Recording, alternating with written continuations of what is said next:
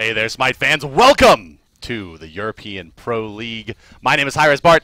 That is hi-rez Dry Bear, and we are just a few moments away from a big matchup here in Europe. A lot on the line with this one as Cloud9 HyperX goes up against the boys from SKA Gaming. This is a big match for both teams. If Cloud9 takes this, they will clinch their slot in going to the championship, the regional championship. So SK really has to put on a show here. Now, even though Cloud9 gets locked if they win this, if SK was able to find a win today, they're still not in. They still have to fight for C9. Right. C9 is still in their hands. If C9 wins or loses their next match, SK will have a chance to lock in for that championship. But this is a big match for C9. That's absolutely right. Cloud9, as you mentioned, can clinch with this win. SK Gaming, they need to win this as well as the remainder of their games, and Cloud9 has to give another one back as well. And then you could have an opportunity for a head-to-head tie where their record will be 2-2 against each other, so you will be going to tiebreaker in that case.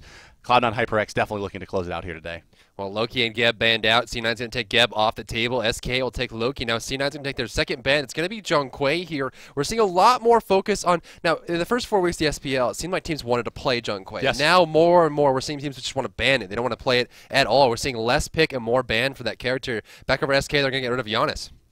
Giannis, Loki, Jungquei, and Geb going to be your bans here. Cloud9 HyperX, curious with that Geb ban. It indicates that they would like to take a mage, probably, or an assassin, perhaps, as their #1 overall pick. That Freya, obviously the Nuwa they're taking a look at here, being those very high priority picks, and it is going to be the Nuwa. So generally speaking, in the first ban position, you wouldn't ban Geb unless you didn't want to give it away as counter picks. Now, we're seeing a lot more intuitive play with Nuwa. Before we saw the girdle ult, and that's all she was. But now you have to realize that this is kind of like this. I like to think of it as like the IV system for Nuwa. You take a debuff and use the ultimate to apply. You take Divine Ruin and ult all 5 players now for the next 8 seconds heal 40% less. It's a big delivery system. You also have a big burst when you get on the ground. I mean, you got the fog, you got the Shining Middle, and the minions. If you get close, you get a lot of burst. So Nuwa now being a lot more engaged. Serket is going to make it through. She's playing so well right now. Serket has been a very big factor so far in the game she's been in. Even when bugged, she was played pretty effectively by Andy. But Rom and Serket looking like the 2 picks for Cloud9 HyperX to match with that Nuwa. So they have a lot of global presence between the Nuwa and the Rom. Semi-global, of course, for the Rom. Tremendous mobility of the Serket to keep SK Gaming off of their comfort zone. Now, granted, SK Gaming has a pretty good lineup for kind of holding back and letting the fight come to them with the Ra and now the Vamana as well. A lot of tankability, a lot of front line between the two. Carry potential, obviously, out of the Vamana, and tremendous mid-game presence from the Ra, as well as the Freya to kind of offset that opportunity to pick the notable counter to Vamana. However, notably, again, to borrow my own words, Nemesis is going to be still on the table and really should be picked up by Cloud9.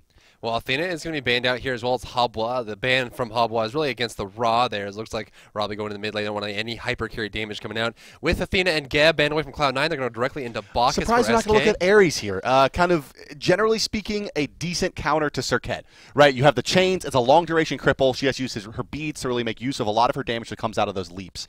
Similar to kind of an Ares versus Tyr matchup in a way. Sure. In that you take away a lot of their damage and their opportunity to get kills around the map by removing that mobility. But I actually like this a little better. I think the Intoxicate is going to disrupt what Serket does. Serket has to be very specific where she plays. Very precise. The 2 is very difficult to land by itself. But when you're wavering, you have to use your 1. I think it's going to pick up. But like you mentioned, Ares is going to be picked up in response for Cloud9 here. Now what it's going to do is stop the dash from Vamana. Yeah, so let's clear the path. Probably most. Freya and Ra can both get out of the ultimate CC immunity. Vamana can as well. Apollo can as well. So Bacchus is the only person that doesn't have inherent CC immunity in his kit to avoid the Ares pull. But they may be just going hard damage. You got Bacchusura, Ares, Serket, Rom, Nuwa. Yeah, that's plenty. Damage. They have plenty of damage. And another thing that Ares, not something that you look at a lot on him, but high tick rate on all of his abilities. Obviously, he's very heavily countered by the Mark of the Vanguard early on. However, if he is the one that picks up the Divine Ruin in this game, he can stack it up very quickly on the Vamana while shutting down Clear the Path. So the chains will tick it up or Searing Flesh, either one. He can get it stacked up almost instantly on a Spear of the Magus or on a Divine Ruin and shut down that healing really quickly while also stopping the mobility. So it's always, when you see Ares, it's always like, are they going to make it out of the early game? Are they going to just lose lane control altogether up against, I mean, one of the better duo lanes you're going to see, Badger Reels, also playing Bacchus and Apollo? Well, you look at, let's contrast Geb and Athena versus the Ares and the Bacchus, the Ares lineup there as far as the support, right? Or Ares and Mirror. Ares and Mirror versus Geb Athena. Geb Athena, if they fall behind, they're still fantastic. You've got big taunt, big AoE ultimate, you've got the shield, really powerful. Ares and Mirror kind of in that bucket of, if they fall behind, they're kind of just free. Ares very slow, doesn't really have the mobility to keep himself up. up, and is really the core of his kit is the damage that he has. So he puts the chains in, puts the searing flesh in, and that's where it comes from. But he falls behind, it's not really that valuable. So you're running that thin line of, can this be worthwhile for C9, or will it be something that they can actually be proud of? As starting the match, guys, pay attention to the early game here, because Bobat, of course, just swapping into C9. We're seeing HyperX playing support. Emilito doing a fantastic job at solo, by the way. Of course, he was previously the Guardian for C9, so moving over to solo, doing a great job in that last match playing Loki. But again, he's going to be playing against Vamana, so we'll see how his Bakasura fares versus his Loki. Yeah, I mean, that's a pretty easy matchup, I feel like, for Baka, right? Like, you see Emilito's going to pick up the sprint, and that's going to kind of remove any real issues he's going to have with the chain slowing coming out from the Vamana. Vamana, in response, has picked up his Rune-Forged Hammer on his way to finishing that bad boy off. It's the Smithies, obviously, at rank 2. So, I mean, all things so, Bakasura shouldn't have a lot of trouble with this matchup until maybe level 11, level 12, where that true damage stops really being a problem for Vamana because he stacks so much HP. Well, at this point, we're going to see Hog 2, started up by HyperX. Bucks are going to run Hog Sprint 2, just get this immunity to slows in the early stage of the laning phase. No real funny business for both teams at the start of the match. Not looking to gain too far into the lead. An interesting ward placed down here in the beginning on the left side of the map. You're going to see this kind of put down on the ground. This is really just to see more of a transition. Now, of course, you can put it more towards the right in the mid camp, and you'll see more of the mid area. More to the left, you'll see more of the rotation from the Guardian. But they want a little bit of both here, just to see where the jungler is going. And keeping track of Freya is going to be huge here for C9. They don't want to lose her and have her get out of control, but same thing goes for Serket. I think vision is going to be a big part of SK's game plan. Well, we'll see what Bobat does here with the Serket. I mean, he's really known more for the kind of counter-initiation style of junglers. Right. In some respects, Thor, but mostly you're looking at Hunbots being his kind of primary god that he came onto the scene with. So Serket brings a very different playstyle. She's not a controller. She doesn't really bring big teamfight presence. She's very much single-target oriented. Unless her ultimate spreads. Well, yeah, that's if your ultimate's spreading to multiple targets, you got a whole nother set of problems. You've already lost someone, and it's just getting worse. And, well, there's an obvious synergy there with Ares, right? If somehow they're able to get an Ares pull into a Serket ultimate that pops, that's going to be no healing for the team. And, well, we talked about Ares having good anti-heal. Serket, well, she's got the best at 100% anti-heal. Yeah, that's right. So shut him down for the duration of that last breath. Going to take a long time before that actually turns into something useful here. Of course, last breath lasts 5 seconds and reduces their healing by 100%. So 5 seconds long, that target will not be able to heal. And of course, if they die, which they're most likely going to if used properly for Serket, we'll see how she decides to use it this time around. 1 minute and 12 seconds on the clock. Solo lane on the right side for C9 is being pushed in heavily by Maniac. And looks like we're going to see the 1-2 punch. Zero's pushing the lane on the solo lane and going straight for the back Harpies. And most likely going to steal the movement speed buff as well. No, he's heading back towards mid lane to see if he can't harass Optics, but Optics is low. Uh-oh. Rotation, looking for the banish. Can he find it? Optics doesn't even see it. Yeah, no rotation. Now. I don't think he has a banish, though. He has 2 levels in the pulse damage. and 1 in the irradiate. It looks. I'm sorry, opposite there. 2 That's levels in irradiate, 1 in the pulse there, and that's a huge win. Now he has to go home. He has to heal up. Now leaving Captain Twig alone in this lane. More experience, more gold for Raw. And as we've seen time and time again, if Raw gets ahead, he turns into super utility tank mage damager. Right. He kind of fills all the roles once he is ahead. It's really the tankiness that kind of shines to the forefront when he is ahead. And actually looking at this lane, a more efficient start for Twig as well. He was about a level ahead and actually picked up a very, very early back for himself, building into that uncommon sash and getting his shoes as well now. So, and actually, now Nuwa's been forced back as well, and Optics is falling behind, especially because Twig's going to go share XP with Zeros. He is a bit ahead here. We'll actually give you kind of an exact update on that one. We're looking at Raw sitting at 610 XP per minute. On the other side, Nuwa sitting at just hovering around 470 to 500, kind of depending on where she is in the number of creeps she kills. You can see, obviously, they hop around quite a bit in the early stages of the game, but there's still a big advantage there for that Rod. It's still going to be to the tune of about 50 to 60 XP a minute, which is about a whole way. Once we have this graph up, check out the top. Vamana at 700 XP per minute, 550 for Bakasura. Emilito having a lot of trouble in this solo lane. You can see that Maniac is just taking a large lead in experience. Level 5, about to hit level 6 there for Maniac. Across the way, Emilito is struggling, just barely struggling to get level 5 as they do start to catch up a little bit now as he heads on home. But, you know, he's got that Rune-Forged Hammer done, a lot of physical power, and of course his passive will convert that physical protection into more physical power. And now he's going to be able to stick in with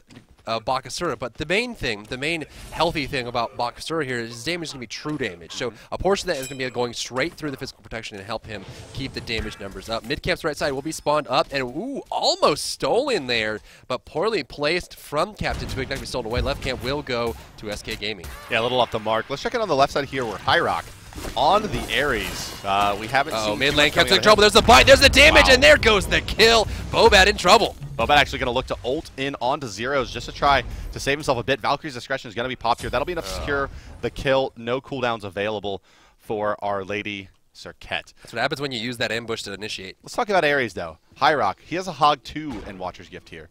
Interesting opening.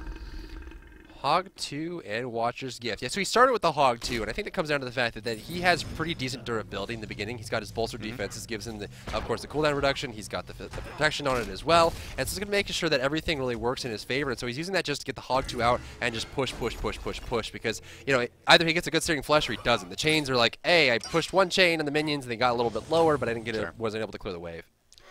Right, and well, it gives him the shorter cooldown as well by buying that, which helps out his lane clear a lot. Right, I mean, you kind of mentioned his durability, and he doesn't need the early boots necessarily to evade damage, but he does need the clear. He just doesn't bring really any even remotely good clearing to the table without that Hog. So he's really there to pressure the lane.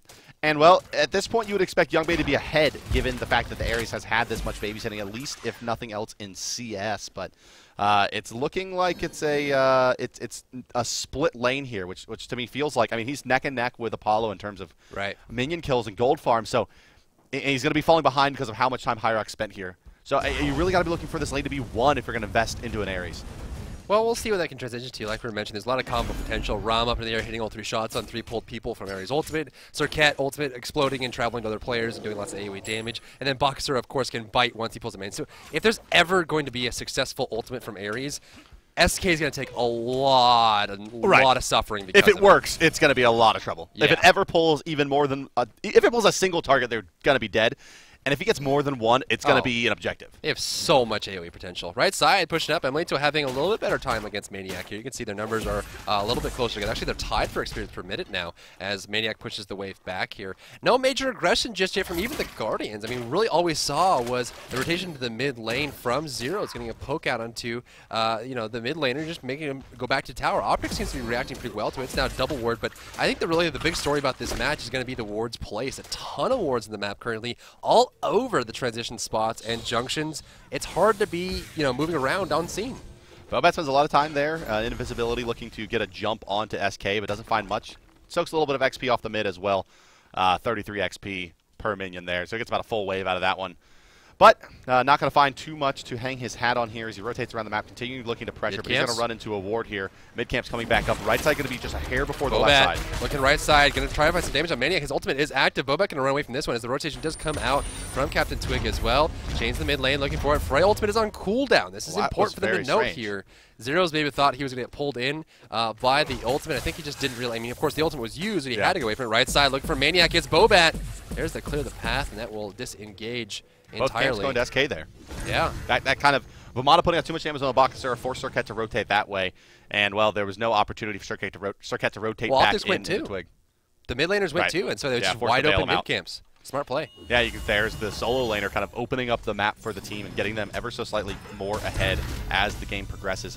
About 2,000 experience going to the side of the boys from Cloud9. They're up ahead in gold, but only about 500, so nothing really to write home about yet. At this point, we see the buffs are falling off. They will be making their second respawn shortly here. The movement speed buff is back up here. Ninja Bobat took his sweet time taking that one down, of course, now just respawning. And they'll take it up, and then, of course, the movement speed buff will appear on the player icon on the left side of the screen. You can see Bobat going to pick it up, and there goes that icon. That way, you guys can really see who has what buff. You can also see the damage buff up on Captain Twig in the bottom right-hand corner on the sidebar there. But it's also going to get movement speed and also attack speed for Bobat, which makes a big difference for a character like Serket, meaning that she doesn't really have to rely on her ambush as much to get around. Remember when you could stack those? Oh, man. What, the rainbow Sun Wukong in the beginning just come out of the lane? Yep.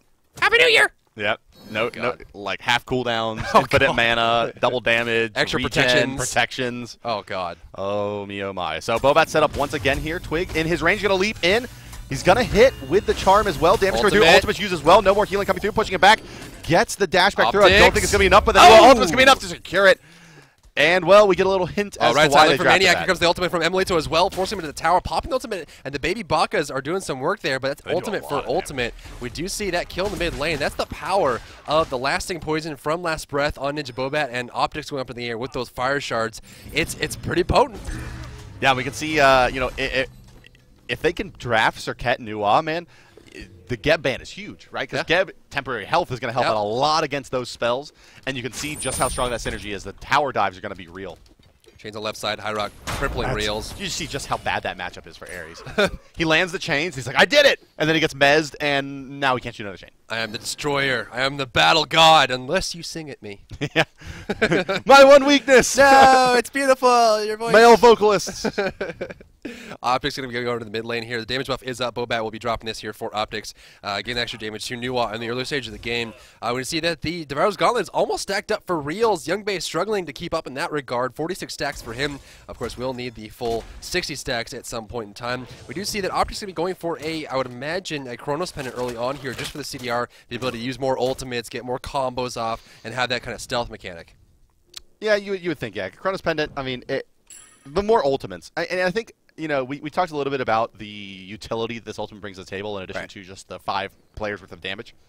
It also reveals all the players on the map, as well as applying whatever spell effects you have, be it the Gem of Isolation or Divine Ruin. But, I mean, I think that's the one piece we haven't seen used a lot out of Serket yet, is just... I'm sorry, not Serket, Nuwa. Just let's just throw this Badger dropping low. It gets rooted to the ground by Optics. Going to force away. Up in the air goes Ron looking for the shot. Going to find Badger dropping down there. Now Apollo reels looking for the dunk. Where is he going to land? Going to land on top of Optics, forcing away. The stealth is going to be there. There goes the Serenade. A few more shots should secure this. There goes the hit. Does he have the shiny middle? He does indeed. Reels dropping low here. A fight in the mid lane breaks out as Immoto goes into the fight. And looking for the shot is Young Bay. Captain doing about 1/3 HP. Dashing forward. Gets the cripple. There's the bite. The Bakasura Demon Head is out. Looking for Zeros. Can he find it? One jump on top. There goes the knock up from Maniac, forcing him into the damage camp, and they will be going back in the mid lane. Can Optics find the damage over the wall? The fog is coming up shortly here as Maniac pops his ultimate. Is it going to be enough HP? He's still alive, but the Flames of Destiny take him down, and the Gold Fury is standing. Yeah, this should be a pretty easy Gold Fury. They have the Nuwa minions to tank it up in addition to the Ares bolster defenses to keep them alive even longer.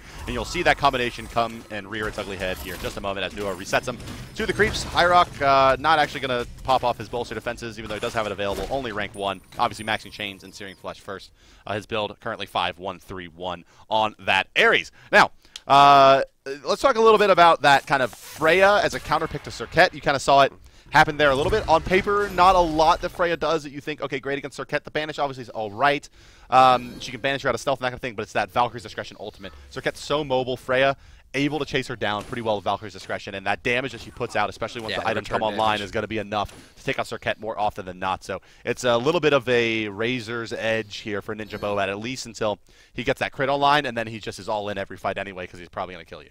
Yeah, I mean, it's the fact that they can not only go invulnerable, but also give return damage. Left side, hi-rez popping ultimate. He's going to pull anybody. He's going to get 2 here. No major follow-up just yet. Zeros is in the fight, looking for I don't see hi-rez getting out of this one. There's the banish, the follow, the pulse is there. There's the irradiate. Stepping through the minions, but there goes the so beautiful killing spree for Zeros, and hi-rez falls down for free. The downside of Ares is you're not very fast. Right. Yeah, that you don't have really great movement abilities. All you are is a large damaging man. I mean, he's very much more of a magical bruiser than he is a true tank.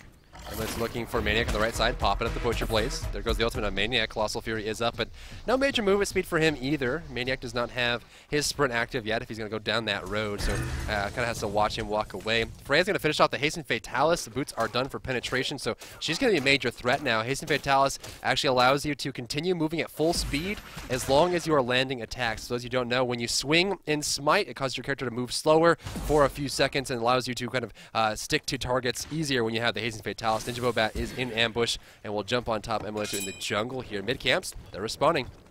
Yeah, they'll be back up here in about 15 seconds, it looks like. Bobat and Emilito are going to try to hold it down. They're warding up this side of the map as well. Zero's actually missions that banish. They may go in on this one. Madness coming out. Zero's forced to beads out of that as Bobat and Emilito will fall back, but they may have an opportunity to go on into the Freya. Double belly flop. Hits both. The snipe coming through as well. Beautiful timing there from SK Gaming. The ultimate coming out from the Nuwa, trying to hold them back. Serket able to escape Valkyrie's Discretion, able to outpace that damage. Zero's not firing those bombs off quite fast enough, but it ends up being a split on the camps, and, well, SK gets a lot more to that one as they force 2 back to the base. It's unfortunate when the 2 targets you want could jump and then the other one can double jump. I mean, that amount of movement speed allows them to just disengage entirely. Zeros was a little bit, and when I say a little bit, at the professional level, I'm talking about 1/3 of a second late on that ultimate. He just didn't activate it in time to get the damage he needed on the spread. And I think it was more of a communication thing. And maybe he didn't even expect Batch to get to the double belly flop, double belch to come out. Yeah. And so he just wasn't ready to react to it. And, of course, they were both going to escape there. Big loss for them. As you look at the graphs, you can see right now 1,000 gold in the lead here for C9. We have about 1,000 experience in favor of SK. Puts this game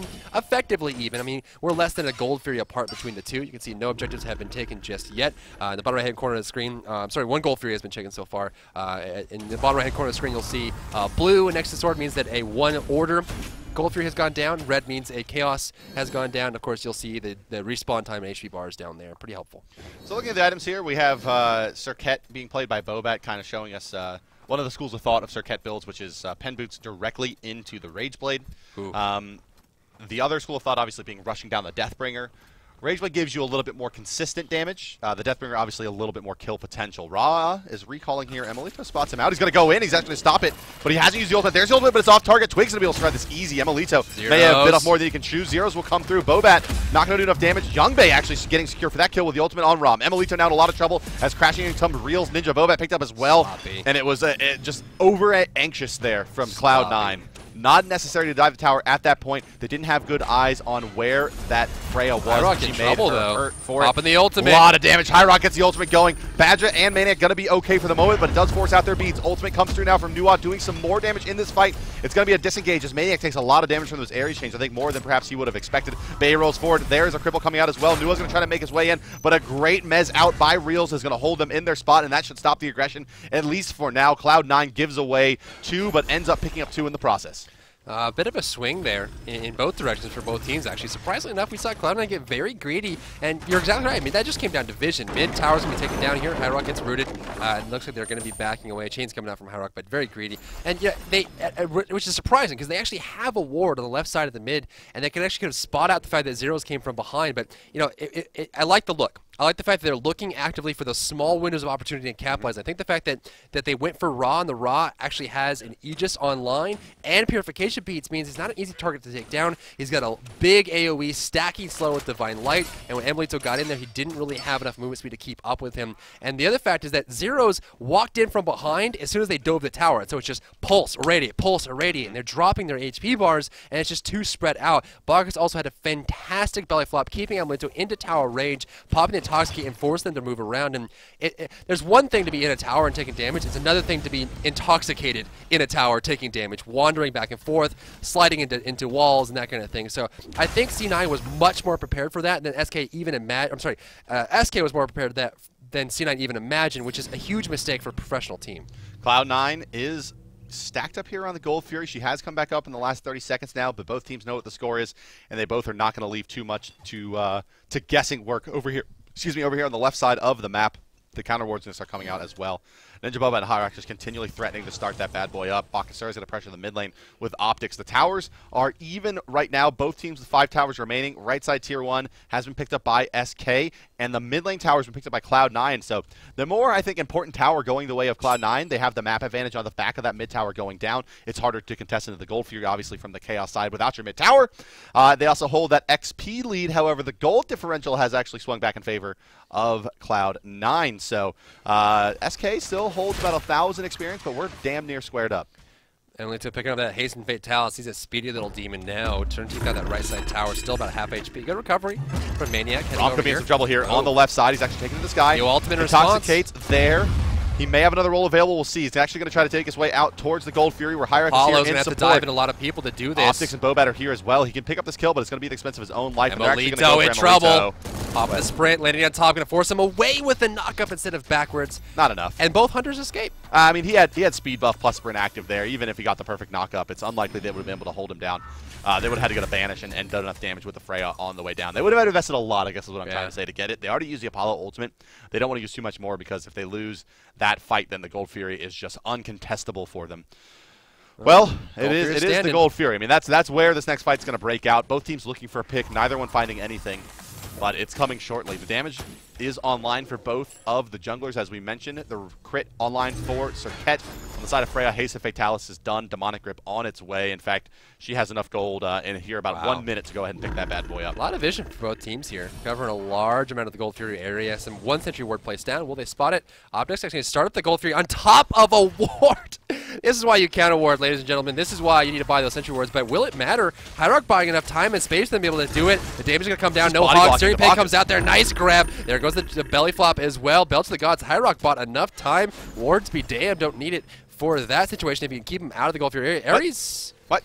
Celebratory ultimate coming out. There's the banish coming. Zero's going to get close here, doing a little bit of damage, but the minions are blocking huge numbers. The chains are still ticking. The ultimate comes out. Rogers and takes him down from the sky, clipping his wings. The damage comes out for HyperX. Do they have enough here? Oh, the madness. The shots from Youngbei from above. Captain Twig pops the each hit, but not going to be enough. There goes the Maniac. Maniac can't heal. Oh boy, he's going to be actually, won't be spreading this actually. Looking for the damage onto Badger, going to belly flop away. The shiny middle comes out from Nuwa as well. The slow, the cripple's there as well. Reels has a dash, but can he get back to the tower? Looks like he will indeed. Emilito coming to the fight. He's got the ultimate. He could bite through all of these. There goes a pop. Bad Jug is a little bit too low. Takes him down. Now looking for Reels in the back. The helicopter crashes. Black Hawk down. And that's going to be it. The tower will fall. An extended engagement for C9. They're going to take a tier 2 here. They overextended. Yeah, they absolutely did. And, well, Freya was like, hey, I'm going to kill this thing. Oh, damn, it's Ares. Oh, I'm dead. Oh. Right, I mean, that's kind of what happened. It just looked like kind of the standard Freya play. Like, let me just backpedal, use my Fatalis, dump the damage into the tank, whittle him down. We'll be safe. Maybe we can pick up a pick off this, and then kind of just underestimated that damage that Ares does put out, which is, well, a metric ton. It is. It's a lot. It is a lot. Witchblade on Maniac is going to give him physical protection and movement speed. It will actually convert more physical power there with his passive. Of course, Vamana allows himself to kind of convert physical power into physical protection to physical power. So the more physical protection he gets, the more power he has, and the more damage he does. So a very, very smart choice there. Avoiding a lot of physical damage you're going to see from Bakasura, from Rum, from Serket. A lot of single target burst there on the opposite side for C9. Look at the graphs. A big swing for C9 after that Gold Fury. They've gotten both Gold Furies so far in the match. 4,000 experience in the lead, 5,400 gold as well. Things are looking so good right now for C9. Look at the XP per minute. The top two are easily going to be away from the pack on C9. It's going to be Optics and Youngbei together, topping them charts and really kind of showing their stuff. Looking for a big team fight on Fire Giant. At this point, SK has to reset. They don't really have a whole lot of ground to stand on. Yeah, they need to get their feet back under them. I think you're absolutely right. I mean, the last couple of rotations from Reels haven't really netted much for the Apollo. He falls in that last fight, and remember, they didn't pick up the Bakasura and the one just prior to that. And now Emilito, I mean, you can see he's got enough damage to kind of force Maniac back, and Badger even having to kind of take note of where that Bakasura is on that on the Bacchus, but the Witchblade just not doing enough, really, it looks like here for the Vamana. Even on top of his Runeforged Hammer, it's not enough to deal with the true damage still to this point. Still, level 17. The Vamana is sitting on a pretty reasonable 2,200 health. But, I mean, to put it into perspective, Bakasura is sitting on 1,800, so only about 400 HP ahead, and he's going to be eating true damage. It's just not enough to take the trade even yet. Not yet, but they're getting there. It's coming. Yeah, I mean, it's coming. Once he gets rank 5 Colossal Fury and gets an extra 140 power, true damage doesn't mean dick because he just needs a rage. It's just going to be a rage Deathbringer, then rage Deathbringer, Hasten Fatalis. Really, whatever he wants to build is damage fine. Item. HyperX banished there. Damage coming out on top, taking a lot. Even through the shell. Here comes Ninja Bobat up in there. I remember this story. Oh, he's still going for Ares. Optics is waiting for him, and there goes the death. Looking for Captain Twig and actually get back into the way, but Reels landing on top. Getting away against the dash as the movement speed increase as well. Now looking for Captain Twig in the mid lane is going to be Youngbei, dropping to half HP. This is very slow and steady for C9, and they're not really met with much opposition. I mean, SK is just not putting down the positioning and engagement and planning to make these fights difficult for C9. Yeah, I mean, once again, I mean, like, Zero's fought Ares again. I don't know. I don't know why. Like, I mean, well, I do know why, right? You kill the tank, you take the Fire Giant, maybe in that situation. You're on the right side of the map already. You have good positioning for it, but like, after just seeing that not work and fail spectacularly, to go and try it again seems a little premature to me. It feels a little tilty for me. If it works, it works. I mean, if they're able to pull it off and go for the Fire Giant, they'll turn the whole game on its head. They're not super far away. I mean, 6,000 gold is within objective turnaround range, especially with the towers in favor of C9. I mean, they got 2 Gold Furies, that's 3,000, plus another Tier 2 tower, that's another 1,500. 1,500 from the tower, the right side tower about to fall here. So almost all their gold, if not more, coming from objective. So they they get that swing, that's all they need to turn this match on its head. Zero's coming back over to the Fire Giant area. Optics was riding into the jungle in that stealth fog, waiting to see if he can't pick someone off. A lot of burst damage capability from Optics with that book, although it's only at 24 stacks currently, so he's really waiting to activate on that. Ares ended up going for a winged blade, so a lot of HP. It's a plethora of stats spread across the board, but really what it does is it prevents you from being slowed for the first few seconds of the team fight, which makes a big difference, especially if you want to get your ultimate off. Yeah, you got to get your ultimate off. You got to get in range for those chains. Yeah. Ares, very kind of localized damage. Chain's not an easy ability to hit. Projectile speed, not that fast. No, you really want to be it's not easy. In close proximity if possible. And also, obviously, Searing Flesh is a very, very short duration. Or sorry, very short distance ability. Sure. Melee range basically is the size of that cone. So, heeding your advice, it looks like Vamana will be building into the crit. The short sword here, I'm sorry, the hidden dagger is online be a for rage. him. Yeah, likely to be the rage. You almost never see the Deathbringer without a rage first. Vamana, no passive crit chance. Normally, you will see a Deathbringer come out first if the character has passive crit chance or it's Serket. Bakasura, however, on the other hand, Fatalis Shinsai's online. He's ready to eat. Left side, let's look at the Gold Fury. Cloud9 actually going to pick that up. Reels trying to contest it. He's going to need a new ultimate as well. Oh, barely not enough. Young Bay's lack of damage there on that final hit. No crit for you, Young Bay, even with that Rage Blade up and running. And, well, looking over at Reels, he's a bit behind here. He does have only 400 gold in hand and no Rage Blade of his own. Almost a full item up is the Rom, and Serket has finished her Deathbringer with that last Gold Fury. They're going to Fire Giant. They're heading Scary over times. here. The wards are placed on the ground. Now, SK sees this, and C9 really is setting up for an opportunity to turn back around. The rest of the tower is exposed. One thing that's very strange for me, and I'm actually questioning it, is if you press your 9 key and you see the stats, it's showing no structure damage for SK Gaming, which means that the damage to towers and the right side tower falling was purely from minions, surprisingly enough. Bizarre. So I guess they've never struck a tower, if this is correct, and that means that all this pressure from C9 is just keeping SK at bay. They're just pushing the wave and leaving. They're not actually trying to commit to towers because they don't feel safe to do so, and that's the pressure. We're going to see Emilito go for chin size here up against SK Gaming. It's going to help so much against the Warlock Sash on Raw. It's going to help with the natural HP gain from Vamana being a warrior. Same thing goes for Bacchus with that sovereignty together. A lot of things that can come out of this, and I think that at this point they really have to actually look at this and say, can SK find a good team fight? Well, what does it take? What's a good team fight for SK Gaming here, right? It's really not a team fight, is it, at all? Sure. It's more of a pick-off. They need to find a pick-off. They need to find a Bacchus knock-up into a Raw Snipe with some Freya damage on top of it, while Apollo split pushes and Vamana rotates in as the counter initiation comes from Cloud9 and cleans it up. Like, that's what they need to have happen. They can't go 5v5 toe-to-toe with Cloud9, not even close. The spread damage from the Nuwa is too high, and the Ares is just been putting out too much damage and finding the right targets in the fights. Freya has to be a little bit more elusive for Zeros. Can't let Hyrock catch him out. And, well, Hyrock going to go into the Fire Giant pit, do a bit of counterwarding, and there's a lot of members of Cloud9 here, and they're going to, well, force a rotation from SK Gaming at the very least. I think they need a little bit more focus on defense here. I think they're just going too offense, right? You're trying to go head-to-head with the Rampaging Bull when you don't really have the weight to do it. And at this point, I would like to see Zeros actually using the Banish to maybe banish Emilito during his ultimate after the 1.5 second CC immunity. I mean, because he's using the Banish offensively, and because Bacchus is trying to initiate offensively, and because Apollo's initiating offensively, they're not holding their back lines, and they don't have a line of scrimmage from which they can stand on. And if you're just going DPS race against Cloud9's lineup right now, you're never going to win. There's an offensive Banish coming out, missing the Searing Pain from Captain Twig. That's unacceptable this level of play. I mean, that's a guaranteed hit, and now he's going to get turned off by Emilito, forced to Aegis out. New ultimate as well, chains are there, and down he will fall. Badger going to maybe try to reinitiate here. Maniac, he's going to pop everything to try to get in, but he actually loses track of Baka on that leap. Reels maybe looking to crash in, but he's only at half HP. He can't do too much. Blue buff active. He's got some time up here. Ram is taking this guy as well, pumping in his damage, but he's a little bit out of range to really do exactly what he wants. Reels continues to be a threat in the sky, but he realizes that this is a lost cause. I am out of mana. They're forced to give up the tier 2 as well here. Second tier 2 going to fall. Second Phoenix exposed. Only one tower remains for SK Gaming, and this is a must-win situation for them. Cloud9 will secure that 4th seed in Europe if they can't find a way to bring this one back. Yeah, I mean, that's the big thing. They're feeling the weight of this situation here. Looking for the Madness, not going to find it. There's the Deathwing. There's the old last breath coming through. He needs a single basic to detonate the passive. I don't know if the poison's going to be enough. It's going to drop lower. Ninja Bobat will die. Oh, he got him. Get the kill. Zero is dying. But they flip away. It's going to be Badja. They're pushing pretty hard here, almost to the point of overextending, but can't SK capitalize. They have to slow down the momentum because it gets bigger and bigger. They're already currently sitting at 11,000 gold behind, 11,000 experience behind. The Fire Giant is standing up. They haven't gotten a single objective other than that tier 1 tower on the right side, which is a net worth of a whopping 500 gold, which, you know, it's rough. At this point, they have to really kind of reevaluate how their team fights are going because 3 gold Furies gone. Reels can't be late to the fight. Caps can't miss an ultimate. Zeros can't offensively banish here, and Maniac needs to get damage out on the right target. If Maniac initiates the fight with his ultimate, they're all going to spread. He's going to do nothing. He has to save it for the mid.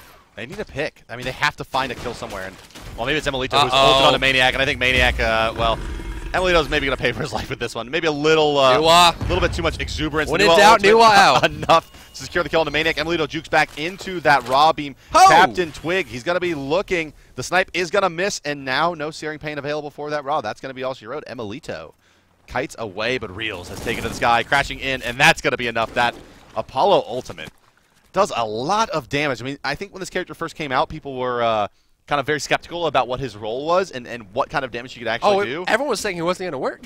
Right, and now you're looking at he's hitting for 170 damage 4 times with that ultimate. And that's a lot. That's 600, almost 700 damage plus 30% scaling in a large AoE that also knocks up. He's a monster. A lot of damage. Fire Giant area stacked up from C9. We're going to see SK rotate over. There goes the Madness landing on zeros, but he's going to swing at Badge, actually. That looked like that was a shorter range. Ares ultimate coming through to his purification piece. He doesn't need Searing Pain on Ninja Bobat. He's going to hit that one. There's EJ coming out from Bobat. Still alive, dashing with the Death Bane. Still getting lower. Use the ambush to get the distance, and now Zero's caught in a bad position. Up in the air goes Rom looking for the shot. Optics going to take out Zeros. Still going forward. There goes Young Bay. The damage, the root coming out from Optics looking for the follow-up here. This is not a good look for SK. If C9 can take this, is going to be a free Fire Giant or a free Titan, but they're still standing tall. It's going to be a 1-for-1 exchange. They lost Emilito in the process, but they also lost Zeros. Emilito has respawned back in the fight. Zero still has 35 seconds to go. This could be a Fire Giant.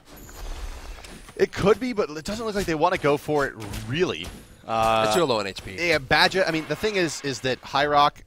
Okay, so there is counterplay to the Bacchus knockup when you're playing as Ares, right? You can activate Searing Flesh, which will make you immune to knockups, and it will prevent that Bacchus knockup coming through, but it's a really, really kind of... It's a tight window that you want to go for that, because you have to actually cancel the Searing Flesh and then use the Hog, you know? So it's like, you have to be very mechanically sound to make that happen. Let's take a look in, though, check in at the Gold Fury, where Reels is going to try to put his team on the board.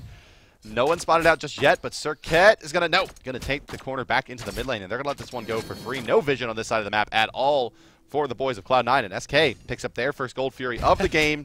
3 still on the side of Cloud9, however. They're still going for it. He's going to crit, and he's going to get it. SK getting that Gold Fury. Emilito jumping the right side and forcing Maniac out of the fight, but Emilito has actually gone for a bulwark of hope here, and I actually like this choice a lot. It's going to give him a ton of HP and a ton of magical protection. Also, reduce the damage taken while he's in there. So he's just looking to start the fight, pop that ultimate, and bite as many people as he possibly can, and then when they try to turn on him with the follow-up from Freya and Ra, it's going to do almost nothing. Even the ultimate from Intoxicate is going to be very minimal with the amount of HP and magical protection that he has. They're baiting the FG here, just see if they can run on over, but of course, with that ward, they're going to be able to spot out some of it. They're being very cautious, and Reels is going on home. Does he have an ultimate available? He does indeed. He can fly there, but he has to take into account travel time, which he has not been this game.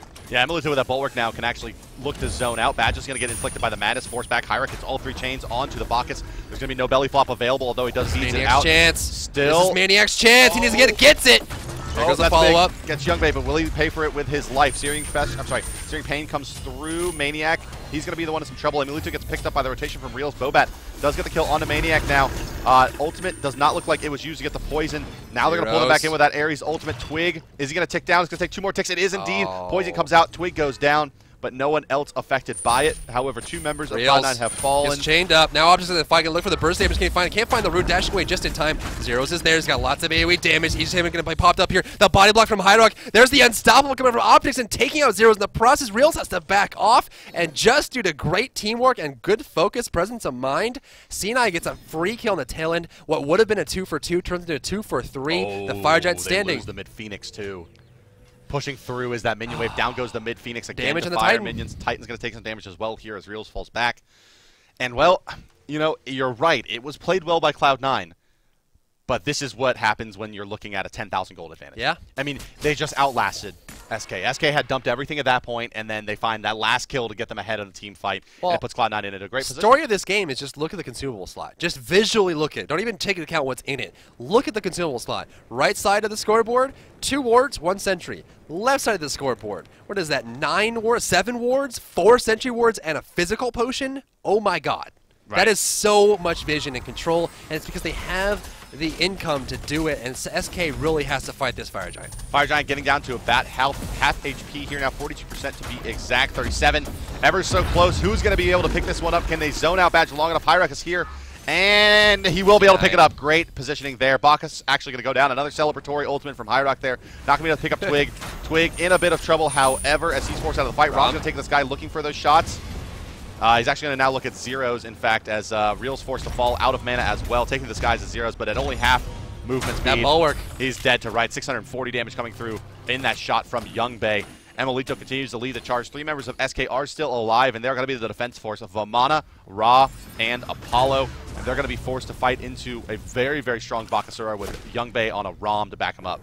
Well, they're going for the left Phoenix. The mid Phoenix has fallen twice, so it's going to be pretty weak even if it does spawn. Not going to be spawning for quite some time here. Looking for the damage, and, you know, honestly, again, it's a spread team fight from SK. C9 looking so sharp with their new roster lineup. Amelito jumping in, but because the bulwark, he's free to do so. We saw the ultimate coming from Zeros trying to finish off Amelito, and even though he was low on an HP percentage, that actual HP value was around 1,000, and so it's hard to burst through that, especially with that magical protection that he has. And I think this is just a wonderful call from Amelito, and this is what we see a lot from support players that switch into other roles. When you're playing support, you're focused on the game, the separation, the itemization, the positioning, and when you have that mindset for so long and you go into a different role, it really translates well. Amelito is countering specifically. He's not just building a core build. He's saying, hey, there's a lot of damage dealers that are trying to pick me. I'm playing aggressively. Let's build into that. Oh, it just lets him fight Freya. That's like right. So easy. He's just like, oh yeah, what are you going to do about this? Right? And what I really like about it is that he didn't build a Magi's Blessing, right? Which has been the kind of like, I want to do the defense some. Let me build Magi's Blessing at any stage of the game when I want to do the defense. Which has like very, very few Right, which is not a it. great defensive item. It is a great passive, but it gives you 350 utility. health and very limited protections. Bulwark, on the other hand, 100 more health. Oh my god. And 30 more protections, all invested into magical as 60, plus the Bulwark's passive at 25% health you gain. Can we just look at player damage right now? Can we just look at player damage? 38,000 damage dealt by Optics look at on his build, Nuwa. CDR, Infinite Pen, Ratatouille, Book of Top. I mean, it's like... It's literally just CDR, damage, damage, damage, damage. Yeah, if you were like, hey, Mark, tell me about a build that's going to do 40,000 player damage, I would be like, oh, it's probably Nuwa building these 4 items. Is he getting Divine Rune now? Oh my god, this is going to be... Now, it could... No, it's going to be Bancroft's. It could be a Bancroft's. It could no, it can't actually. No, it's a chain I think it's going to be a Divine Rune. I think it's actually... And that's going to stop the Raw heal. That's all they've got. Plus Oh, look at Amelito diving deep, looking for Reels. Reels dies to the ultimate for the Fire Shards, and that's going to be it. Amelito jumping away, still alive here somehow, some way. Searing Pain not going to land. The ultimate Zeros isn't going to be enough. Maniac trying to chase him down. The wards on the ground. The Boomerang almost hitting Maniac backdoors his Titan, but at this point, the shots are coming in. Amelito chased him into the base, killed him, and didn't die. Bulwark Baka. Wow. Look for it in ranked. You are. And this is the whole point. Optics is playing this very casually. It's not like, I'm going to girl an ult every time I get. It's more like, I'm going to play Nuwa to her fullest. Yeah. Yeah, no girdle available. It's Speed's Age. Taking this guy now is the Rom, looking to put the damage out as the players stack up around the Titan. SK hasn't found a pick yet. Emilito quite low. Actually will get picked up by a pretty nice Raw Snipe there as he tries to retreat. Bobak stays in, although he's in an awkward spot. The Titan is sitting at about 50% HP. SK Gaming, you know, they kind of need to focus on taking out Bobat here and prevent any more CC from coming through, as Maniac, as you see, unable to do so, and they don't check Young Bae, looking to try to pick up Bobat. Young Bae just does too much damage to that Titan, and down it will fall. Cloud9 HyperX will be your 4th seed in Europe for the regional LAN. Wow. And SK Gaming will be forced to relegate. That's a tough loss for SK. They'll go down into the wild cards, and like we always say, the wild card competition is fierce. Agilitas and Potato Boys looking very good right now, and so you know they're being dropped into the shark pit, and they have to really fight their way back up into the regional championship. But even then, that is a shark pit in and of itself. Looking at the numbers here, 9-0-1 on Optics. He ended up at the end of the game dropping 45,000 damage, and here's the thing. Optics is a specialist. He picks one character and he says, I'm going to become that character in real life. That is just the point. And when he picked up Giannis... he's sitting at his computer right now wearing like a flowing towel. Wraps around, you know, yeah, that's it. And the whole point is that when he picked up Giannis in the beginning of the SPL, everyone's saying, okay, never, ever, ever, ever let this guy get Giannis. Right. And now he's like, I'll get someone new. Tries Nuwa. They ban Giannis. He's like, okay, now never, ever, ever let him pick up Nuwa. And around him, his team built for this. Just wonderful play. Yeah, he's looked really, really powerful. And, well, when you think about Nuwa, one thing comes to mind, and that's wild amounts of burst. Just like explosion. And let's take a look at, well, how effective Nuwa is at destroying someone's day. Optics, kiting around here. Boxer actually moves in the backside. Nuwa no longer checked. Real's like, I'm going to take to the sky. Here comes a helicopter. Nope. And down goes the helicopter at any moment here. And, well, that's going to be enough to get the win for Cloud9 HyperX. They do secure their 4th spot, as I mentioned. And SK, unfortunately, falls down to force a playoff versus Agilitas and the Potato Boys, along with Coast. Yep. All that action coming to you next weekend. That does do it for game number 1 here out of Europe. There is another game this afternoon, though, if you are just joining us, guys. Cloud9 just beating SK. We're moving now into Coast versus Exposed Secrets. Right. No one can improve their seeding here. Exposed Secrets just needs to continue winning to maintain their number 1 overall seed. That's going to do it for game number 1, guys. We'll be back for game number 2 in just a few moments. For Drybear, I'm hi-rez Bart, and we'll see you soon.